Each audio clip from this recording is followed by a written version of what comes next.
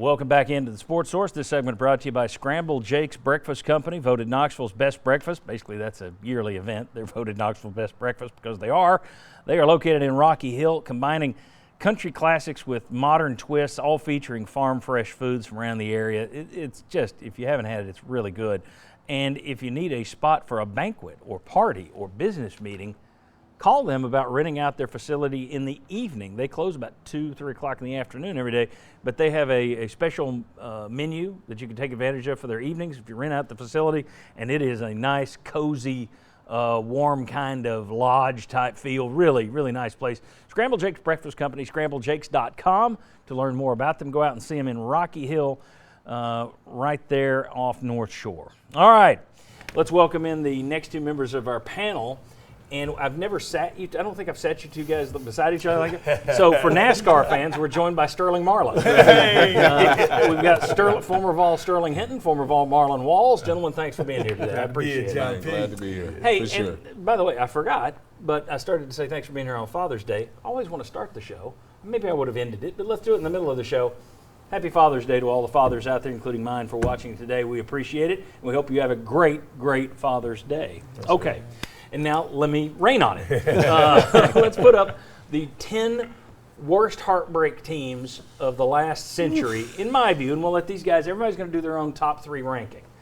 And let's start here. Number 1, or this is just a numerical order. So 2001, football, you beat Florida. Everybody thinks you're cruising to the Rose Bowl to play Miami, but you blow the SEC title and the BCS championship shot with the upset loss to Nick Saban, who was on the rise then, and LSU.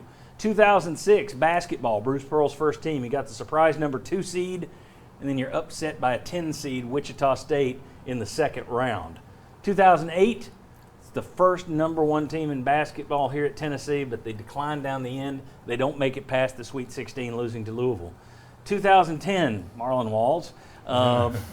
This wasn't a disappointing season. I don't think the expectations were high for Derek Dooley's first year. No. But you had the insane heartbreak games of thinking you beat LSU, thinking you beat North Carolina. So that one makes the list. 1, just to dig Marlon, but 2, just a bizarre year of 2 massive heartbreak punches. Tennessee was 2-7 in games they lost that year. Very good. We got 2016 football team. Butch Jones, the beginning of the end for him. You beat Florida, you beat Georgia, you rise into the top 10, and then you blow the SEC East by losing to South Carolina. You blow a shot to get to the Sugar Bowl by losing to Vanderbilt. So you cancel out beating Florida and Georgia. People always say, well, if a coach beats Florida and Georgia, Vol fans will be happy. Not if you wind up losing to South Carolina and Vandy to cancel it out. 2018, the basketball team, SEC champions, and then upset by Loyola in the second round, Loyola Chicago in the second round. 2019 basketball team, number 1 for a month with Grant Williams and Admiral Schofield. Don't make it past the Sweet 16, lose to Purdue. 2021 baseball team, last year you reached the College World Series, but lose your first 2 games and go home early. This year's basketball team, you won the SEC tournament, you've been on a hot streak, lose to Michigan in the second round. And then this year's baseball team, you are number 1 all year. You are talking about historic rankings. Are you going to be the best team of all time? You lose the Super Regional at home and don't reach the College World Series. I'm going to leave that up there for a second and let these guys rank their 3. I need the I need the match game theme while you guys are writing. There are only so many people here on this desk who would remember the game Match Game.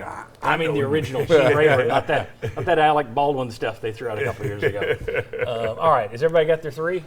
You got them. All right, let's come on back then.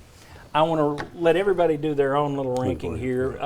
Let's start down there with Chuck and work our way back up the alley. Oh, well, Chuck's having to We had a pen that didn't want to write, all but right, I'm let's go almost the other good. way. Let's go the other way then. I'll start with Josh. Okay. So tell me what the biggest heartbreaks were. How do you rank them?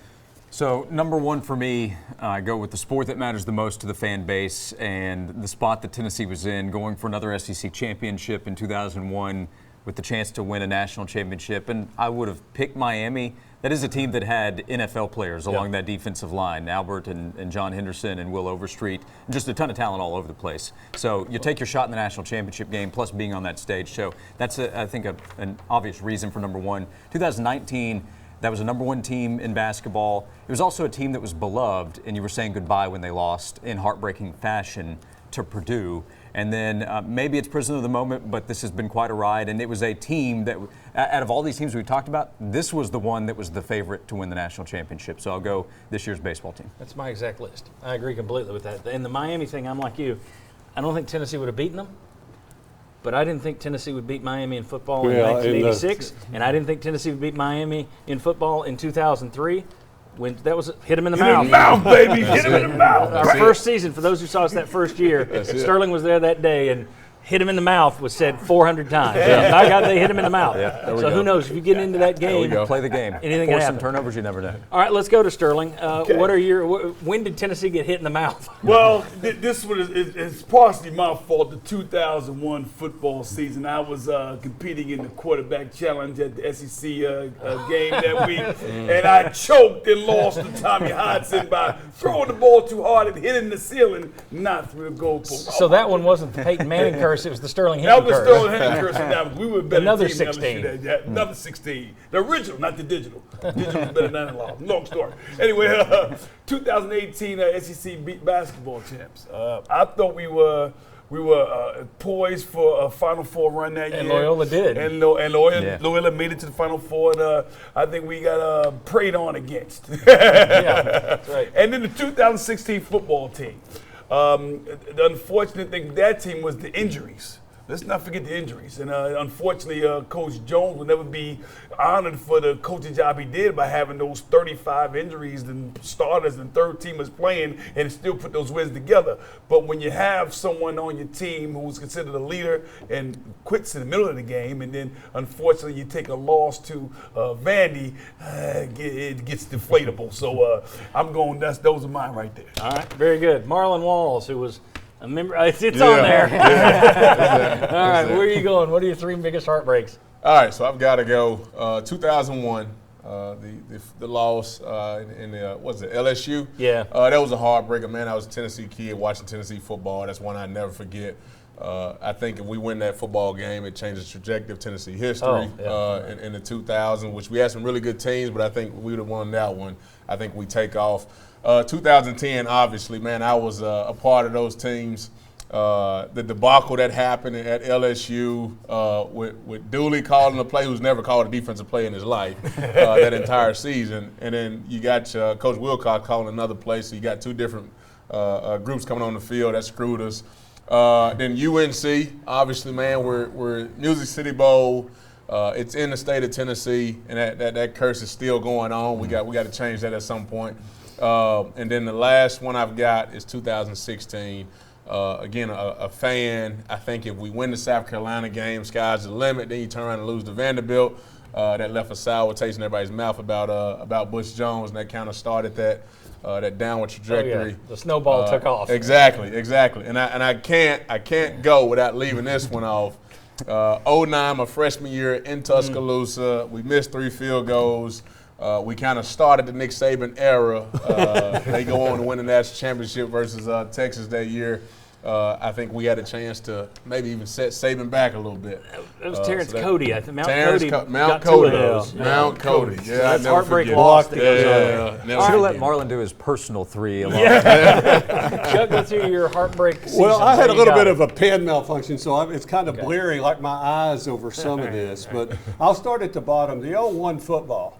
How did that change not just Philip Fulmer down the road, but a lot of things for Tennessee football down the road? That if you can win that game, it opens a lot of doors, even if it doesn't work out. Oh, he's got so much more rope after That's it. 2 Right. losing seasons. You don't even know if you had the 2 losing seasons because it has that impact recruiting and everything else. Exactly. And then, so and these can almost be interchangeable. But But that is not our Right. game here. So Play by the rules. Gene Rayburn, 2018 basketball, not having Kyle Alexander. And you're in the round of 32, John?